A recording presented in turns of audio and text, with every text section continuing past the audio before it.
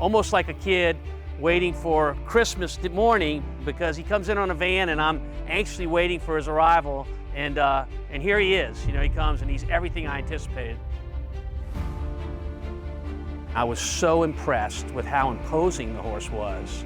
Very excited by that, and watched him walk down the shed row and then back towards me, correct. And I had watched his video of his workout at the sale a number of times. And I said, hey, you know what? This one's got a real chance.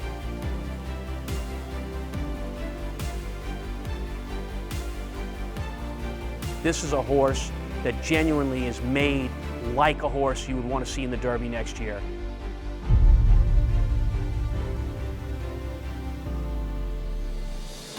Now a 16th to the finish. Miss Brazil on the inside. Search Results on the outside. The two of them fight on to the finish, and Search Results wins it by a neck at the end. Search Results.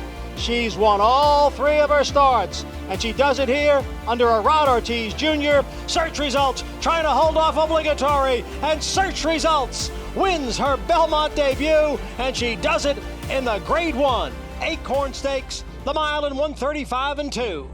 That's why we repeated the matings. We loved her so much, and you just hope that when you breed a physical like her, that they run, and then you have another sibling, full sibling coming behind, and now you have the same hopes and dreams for that.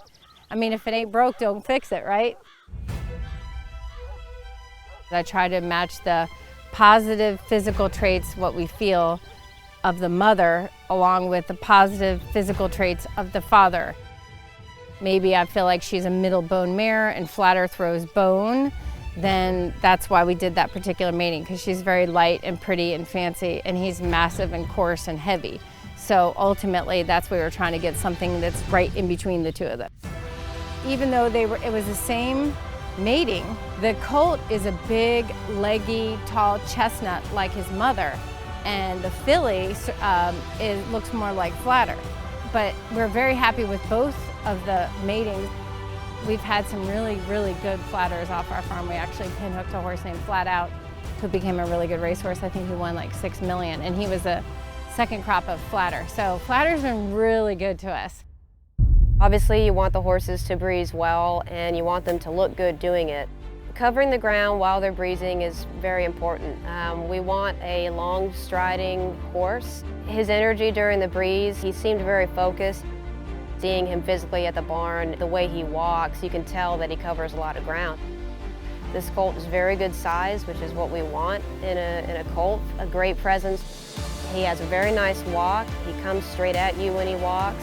He has good push behind, so he uses his hind end when he walks, which is an athletic thing to do, and that's what we're looking for. I want this horse to be better than anything else I've ever purchased. I hope he does more things than any other horse that I've bought, and that's our goal here with him, is for him just to kind of be his own.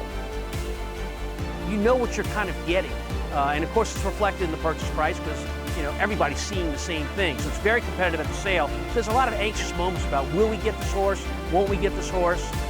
And you know, obviously once we got him, we were all very excited to see him. And of course, we had that great arrival in the barn where he just looked like everything we hoped he would look like.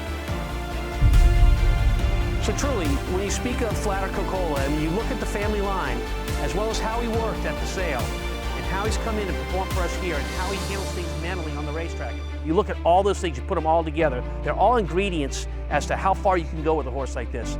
I say this with complete sincerity, the sky's the limit.